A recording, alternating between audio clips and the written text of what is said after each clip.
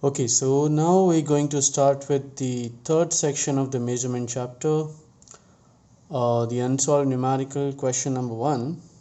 Okay, basically this chapter numericals are very easy because we don't have much formula in this chapter. Okay, so let's read the question. Let's start with the question first. A simple pendulum.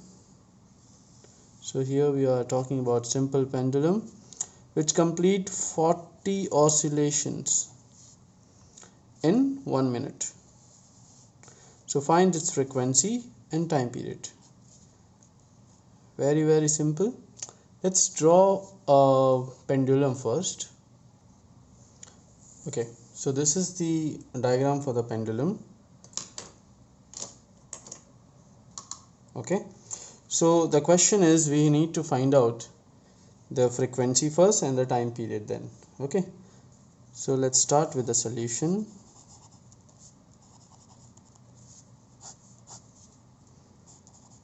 The first part of the question is frequency of the simple pendulum.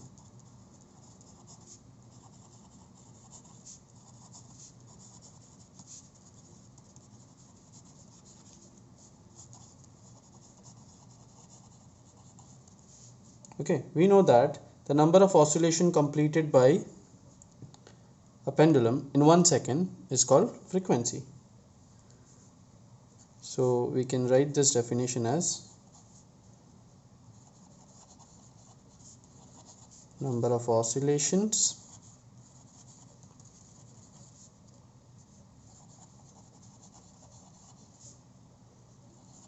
completed by it, means pendulum, in 1 second. Okay, now in the question it is given we have 40 oscillations. So 40 oscillation, then we have time given which is 1 minute, but as we know that we cannot take the time in 1 minute, we have to convert it into seconds. So we have to convert it into 60 seconds. Okay, if you solve this, then you will get an answer of 0.67 second inverse, because as it's a frequency, so frequency has a unit of 1 by second or second inverse. Okay, so we are done with the first one. The second one is the time period. We know what is the time period of a simple pendulum. Time period is the time taken by the pendulum to complete one single oscillation. So time period of simple pendulum is equals to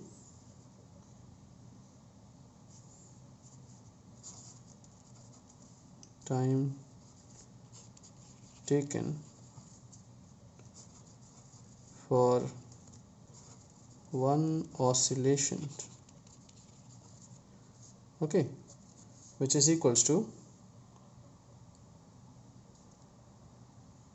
as we know that for 20 oscillation or for 40 oscillation it takes 1 minute.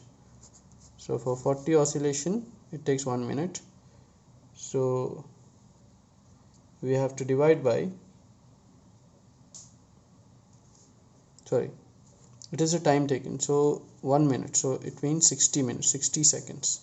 So 60 second divided by 40 oscillation. Okay, so time taken for one oscillation will be almost equals to 1.5 second. Did you get this? This is what the time taken for completing one oscillation, because we have taken one complete minute. In one complete minute we have done with 40 oscillations. So in complete in 1 second, in one complete second, how many oscillation we can take? So to solve this we get this answer, and this is the time for one complete oscillation, and this is what time period is, which is denoted by capital T. Thank you.